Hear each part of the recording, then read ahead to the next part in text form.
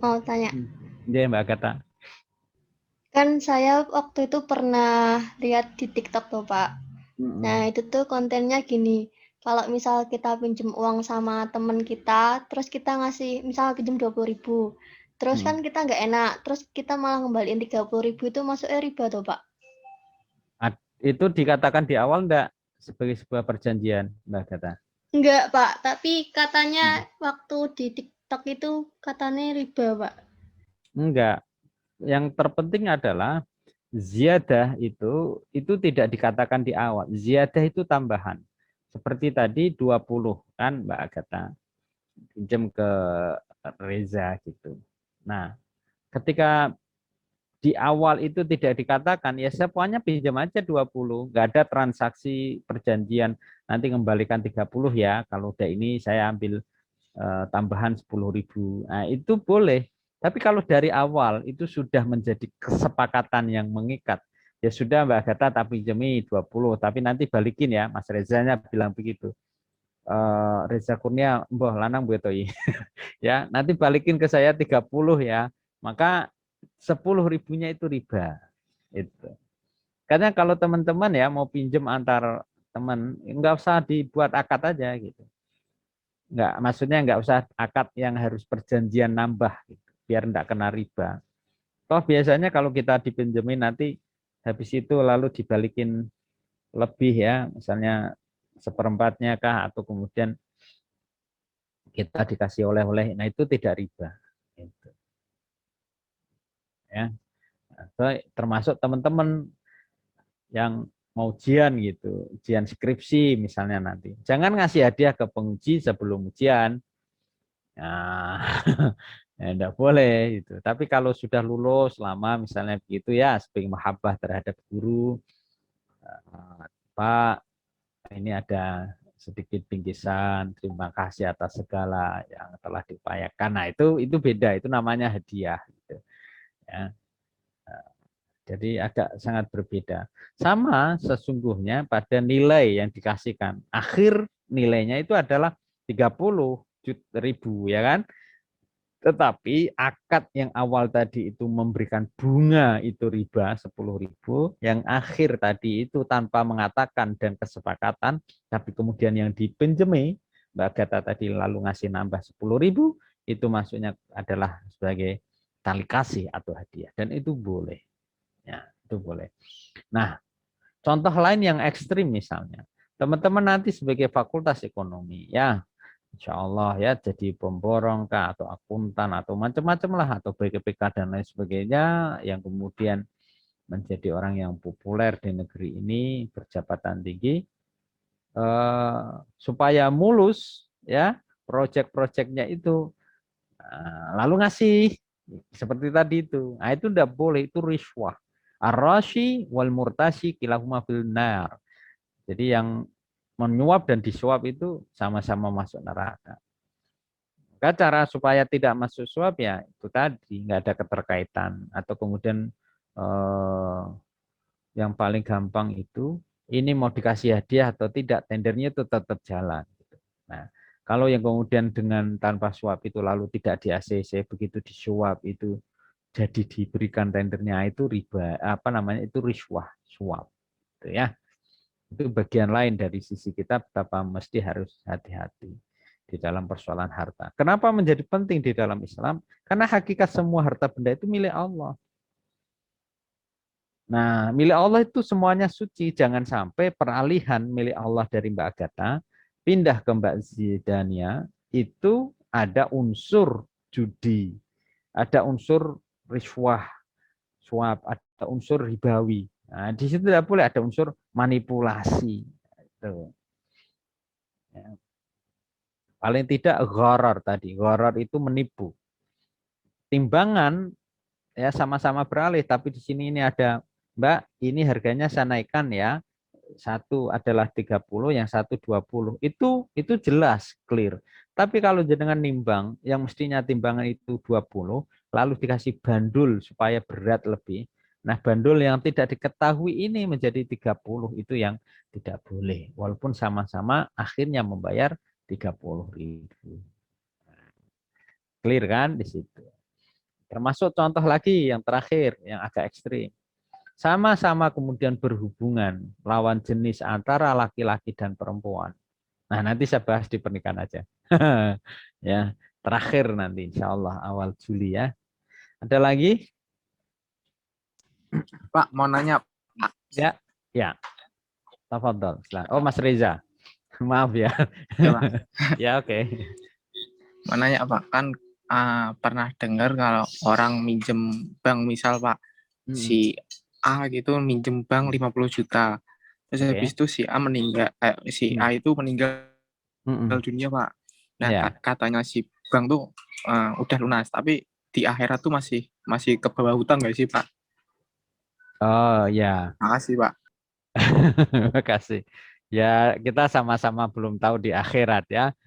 Jadi nanti apakah nanti di akhirat ditagih enggak gitu. Soalnya saya sendiri juga belum pernah ke akhirat. Jadi belum tahu apakah orang yang pinjem bank itu lalu nanti ditagih enggak kalau meninggal dan belum dibayar.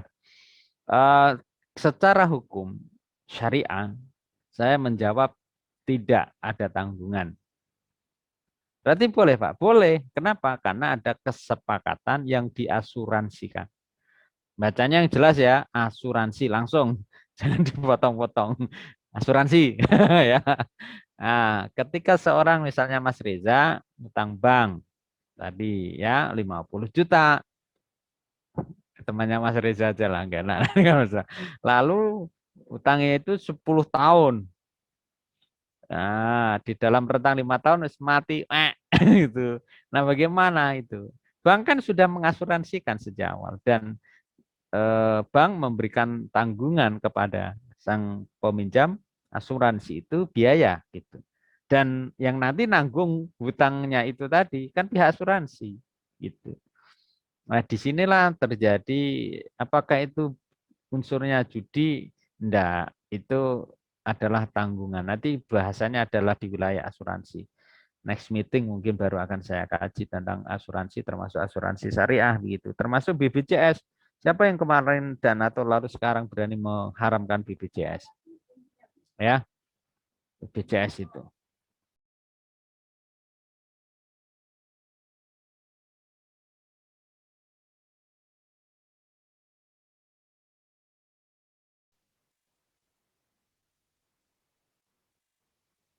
Assalamualaikum.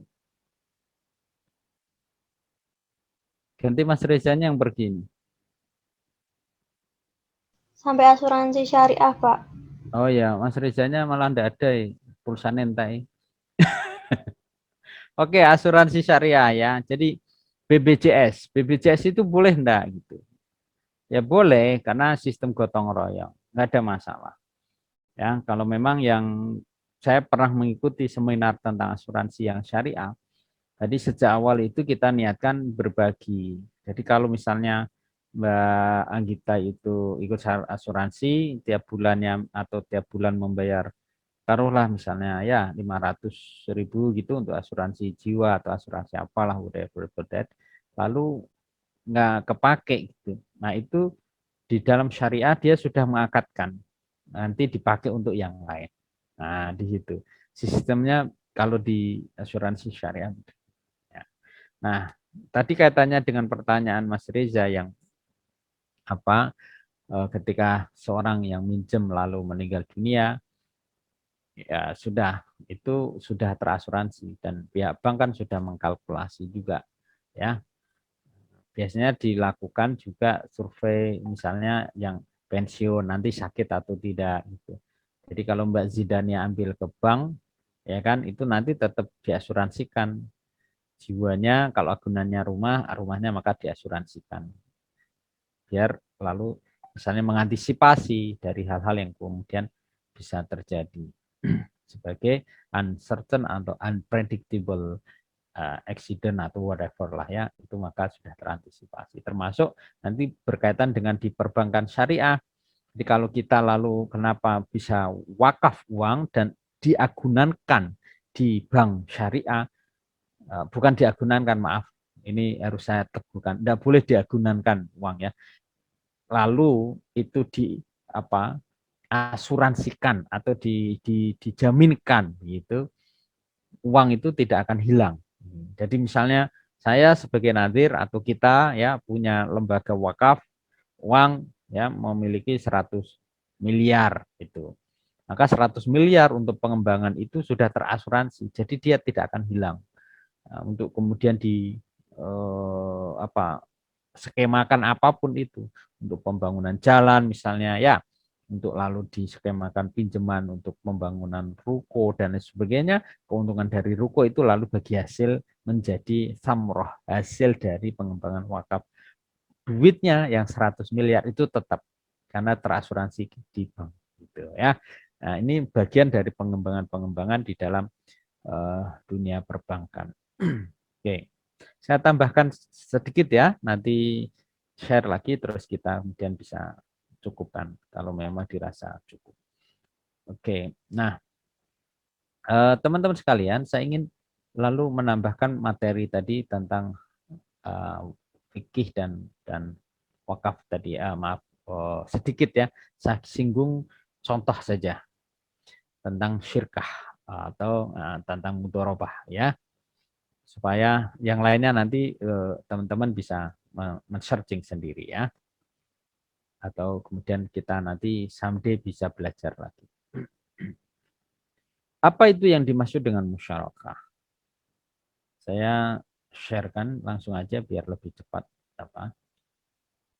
Musyarakah itu hakikatnya tadi sebagai satu bentuk bagian ya dari fiqh muamalah, itu ada beberapa pihak. Syirkah musyarakah itu adalah partnership ya. Jadi akad kerjasama antara kedua belah pihak untuk saling usaha yang memberikan kontribusi dan kemudian risiko itu ditanggung bersama. Yang aneh kan memang di bank syariah itu atau di perbankan, tentu di bank syariah yang ada akad syirkah, yang bank tidak mau rugi. Jadi dia mesti untung, minimal tidak rugi lah gitu. Karena ada agunan dan seterusnya untuk mengantisipasi. Lalu aturannya apa? Di situ ada pihak yang melakukan kerjasama, ada kontribusi, ya, ada pembagian hasil keuntungan, dan juga ada ini tadi kerjasama itu ada muakotnya, ada limit waktu, bila mana meninggal, mengundurkan diri, itu semua sudah diatur di dalam persoalan musyarakah. Dan perbankan syariah, sekali lagi sebagai sebuah contoh implementasi dari musyarakah, itu ada di situ. Mbak Agatha punya uang misalnya 100 juta, ya dapat 10 kambing. Ya. Lalu temannya Mbak Zidan ya itu yang mengelola kambing itu. Nah itu musyarakah juga gitu. Nah, kenapa? Karena lalu di situ ada unsur kerjasama. Nanti keuntungan dari mengurus kambing dibagi bersama, gitu ya. Lalu ada mudharabah tadi itu, sahibul mal, dain secara finansial aset dan kemudian secara real aset mudharib. Jadi secara teknis saya besarkan itu melakukan kerjasama, ya, di mana pihak pertama sahibul mal menyediakan seluruh modal, pihak kedua mengelola. Keuntungan usaha mudharabah dibagi sesuai kesepakatan yang dituangkan dalam kontrak. Apabila rugi, maka ya ditanggung oleh pemilik modal selama kerugian itu akibat kelalaian si pengelola. Nah ini kalau di bank kan enggak. Jadi semua kerugian ya tetap tanggungannya yang pinjam, ya kan? Gitu. Musyaqqah, musyara'ah, mukhabarah. Tadi kita sudah sebutkan bedanya antara musyaqqah bentuk kerjasama perkebunan di mana penggarap hanya bertanggung jawab menyirami, memelihara. Ini kalau di sawah-sawah kan banyak ini Kendal, di Pati Kudus. Masih itu. Muzaraah berarti pengelolaan tanaman ya oleh pemilik lahan dengan penggarap, di mana pemilik lahan memberi lahan pertanian kepada si penggarap untuk ditanami, dipelihara dan berikan imbalan persentase. Inilah bedanya antara mukhabarah dan muzaraah. Oke. Lalu teman-teman sekalian, ketika kita melihat dari sisi ini, apa yang menjadi beda antara muamalah dan ibadah? ibadah itu tadi kita sudah singgung, itu bersifat tetap. Sholat, puasa, ya, zakat itu tetap. Ya. Tapi muamalah itu mutaghayyirah. Mutaghayyirahnya apa? Dia berkembang terus, berubah, ya. Dia berubah selalu. Mutaghayyirah itu kalau muamalah. Nah, lalu bagaimana dengan sifat khususnya itu? Ibadah itu agak khusus, dia eksklusif. Tapi kalau muamalah dia bersifat universal dan inklusif, lalu dia berkembang. Ya sesuai dengan tempatnya. Dulu jual beli itu ya kita hanya tadi itu. Lalu di sekarang itu dia online, ya ada Gojek lah, ada GoFood, ya ada transfer dan lain sebagainya. Itu bagian dari perkembangan muamalah. Nah, sekarang ini kan peredarannya hanya angka ke angka. Ya. Saya bayangin itu Indonesia makin bangkrut, hutang beribu-ribu triliun itu karena perubahan angka dunia antara dolar dan rupiah. Jadi Indonesia makin banyak numpuk utang bukan karena nambah utangnya, tapi karena peralihan besaran dolar yang naik lalu rupiah menjadi utangnya semakin membludak, meledak sebagaimana meledaknya COVID hari-hari ya di daerah Pantura khususnya, Pati, Kudus, Semarang ya dan sekitar. Kita doakan mudah-mudahan Allah kasih kemurahan ya dan kemudahan. Lalu nas-nasnya terperinci. Kalau di dalam fikih ibadah, kalau di dalam fikih muamalah itu lebih general. Lalu di situ ada ijtihad ya kalau di fikih muamalah. Itu ya.